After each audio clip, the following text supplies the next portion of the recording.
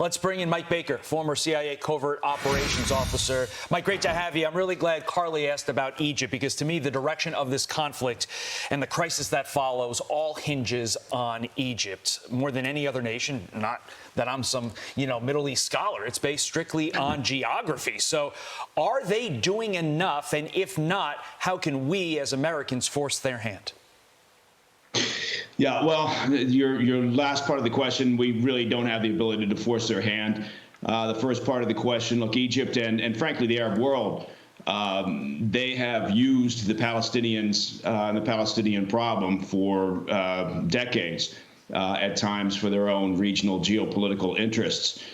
So it's not surprising what Egypt's position is right now. They have really no interest in large numbers of Palestinian refugees crossing into Egypt, because then the Palestinian problem becomes Egypt's problem. And for years, that's not what they wanted. Yeah, without question. And I think that there are a lot of people who are focused on border security in the United States, seeing this situation in Egypt playing out and saying this is exactly what we have been saying all along. So to hear this also happening in the Middle East is quite interesting. President Biden was on 60 Minutes yesterday, Mike, and he was asked if U.S. troops should be deployed to Israel. Here's how he responded. Listen to this. I don't think that's necessary. Israel has one of the finest fighting forces in the country. Would you support Israeli occupation of Gaza at this point? I think it'd be a big mistake. Look, what happened in Gaza, in my view, is Hamas and the extreme elements of Hamas don't represent all the Palestinian people. Do you believe that Hamas must be eliminated entirely? Yes, I do. Yeah, so there was a lot in that clip just there, but he said no on U.S. troops in Israel. He believes Hamas needs to be eliminated, but there should be a pathway to a Palestinian state. What do you think about all of that? Yeah, I think we just keep hearing the same things. We keep playing out the same scenarios in this regional conflict that's been going on for generations.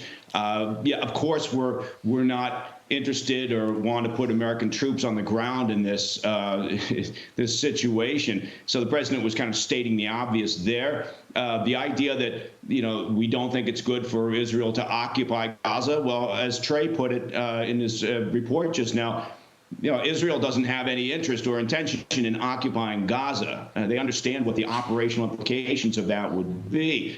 And then for President Biden to say, well, yes, they need to destroy Hamas. OK, easy for anyone to say. Look, we have to be pragmatic about this, right? As brutal, as horrific as those attacks were, right? And as much as we need to be able to degrade Hamas, the idea that you destroy a terrorist group, we should know better after all our experience following 9/11 and even before that what you do is you mitigate the risk, right? Reducing terrorism isn't a zero-sum game. And so we have to be pragmatic about that. But I think what President Biden said was, I don't want to call it word salad, but he was stating the obvious all the way across the board. Speaking of risk, FBI Director Christopher Wray warning of Hamas copycat terror attacks here on U.S. soil. Listen.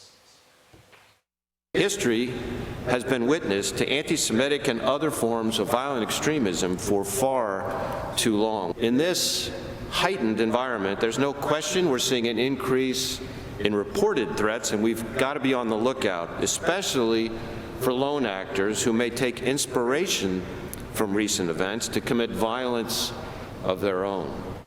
Mike, how much more difficult did the Biden administration make this threat by virtue of the fact that they opened the border to people that we have no idea who they are?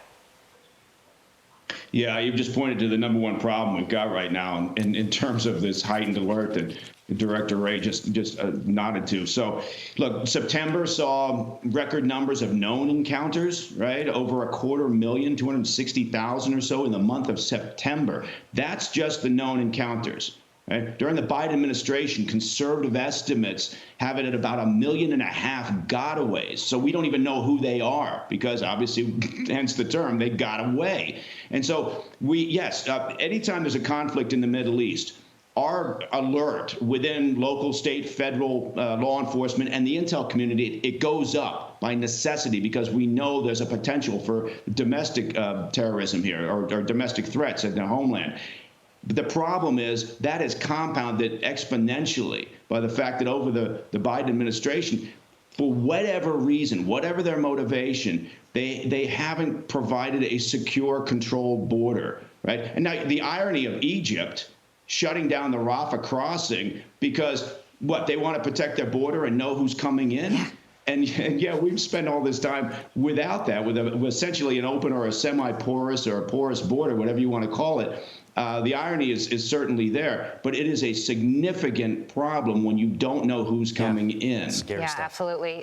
4 Iranians have been apprehended at the southern border just this month alone. So to say that the Biden administration has compounded this problem exponentially is a good way of putting it. Mike, got to leave it there. Thank you so much for joining us, as always. We appreciate it.